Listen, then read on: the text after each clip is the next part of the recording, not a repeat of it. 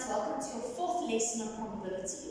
Today we're looking again at compound events. And remember, a compound event is when I have two or more events that occur after one another. So, rolling a dice, flipping a coin, spinning a spinner. Compound events that happen one after the other. And yesterday we looked at tree diagrams. Today we're going to look at a two-way table. So a two-way table is also a way of representing every possible outcome in a compound event. Example 1 says, 2 dice are rolled and the numbers on each face, remember face is the flat side of the dice, are written down. A says draw a two-way table with all of the possible outcomes.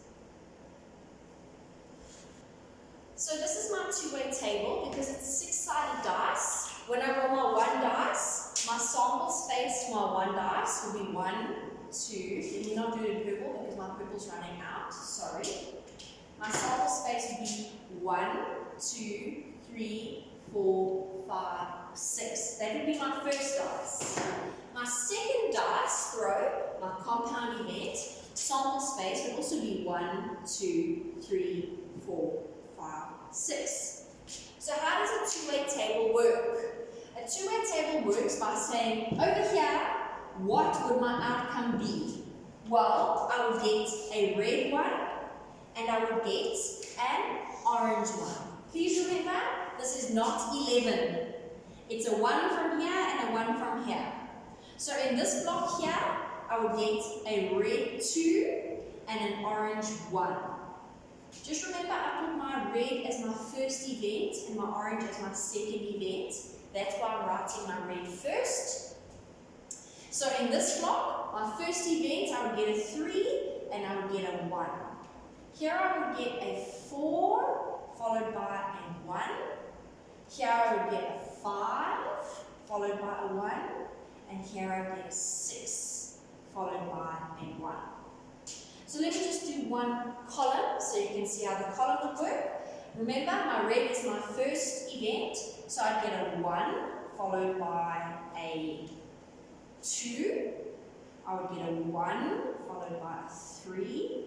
I would get a 1 followed by a 4, a 1 followed by a 5, and a 1 followed by a 6. So I'm going to go ahead and complete the table. Pause the video here, see if you can complete the table and check if you get the same table as me.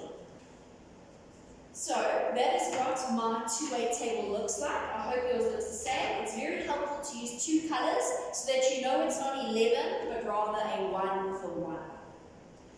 The first question, that was question A. Question B says, what is the probability of obtaining the same numbers on the dice? So I'm looking for a 1 and a 1, a 2 and a 2, a 3 and a 3. So here are my favorable outcomes. How many favorable outcomes do I have? So the number of a double number. How many favorable outcomes do I have? I've got 1, 2, 3, 4, 5, 6 favorable outcomes. What is the number in my sample space? How many possible outcomes do I have? This whole block here are all my possible outcomes. And inside there, I've got 36 different outcomes. So in my sample space, I've got 36 different outcomes. So what is the probability of rolling a double number? Remember, probability is the number of favorable over the number of possible. So favorable is 6, possible is 36, so I get 1 out of 6. And that would be my probability of rolling a double number. Question C says, what is the probability of obtaining an even on one dice and an odd on the other? It doesn't say that the even has to come first.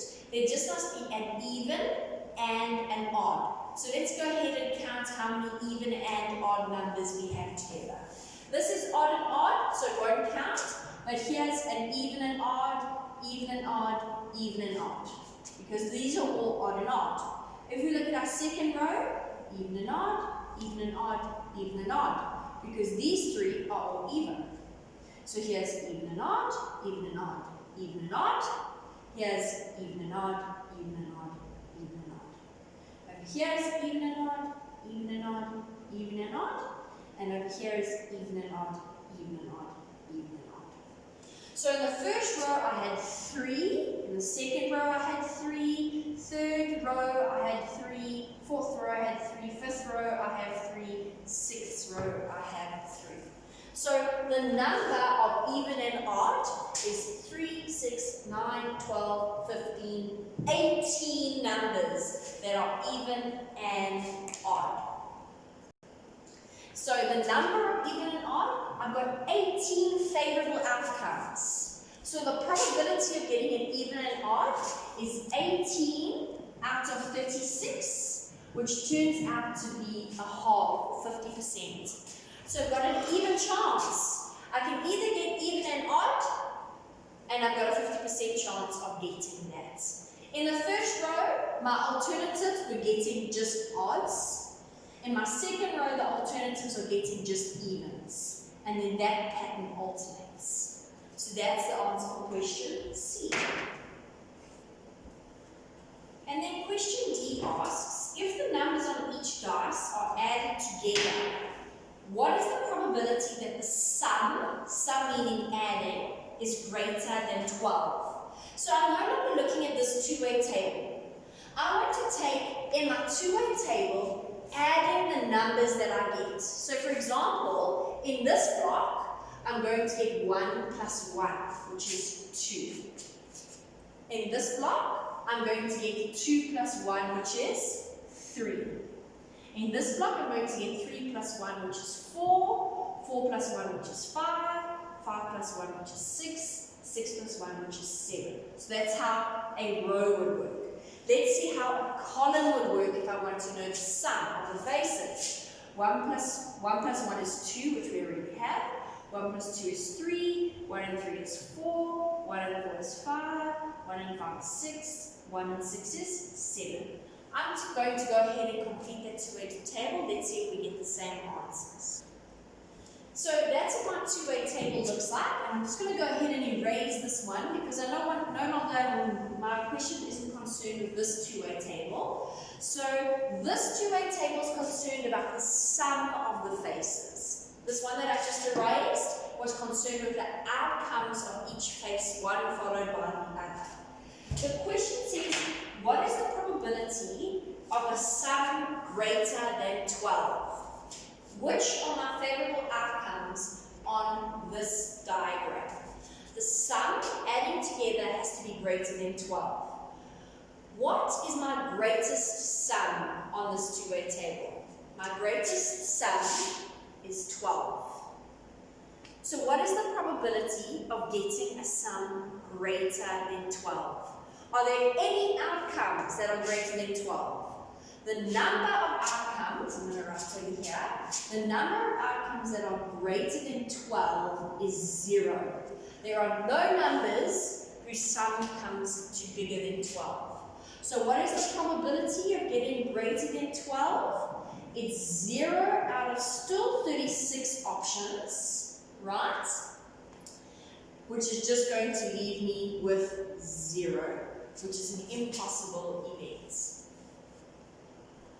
Isn't 36 options because so 0, remember 0 is 0%, and what do I call this? This is an impossible event. Right, that's how two-way tables work. You're now going to go and complete exercise 4 for homework. Goodbye, grade 9s.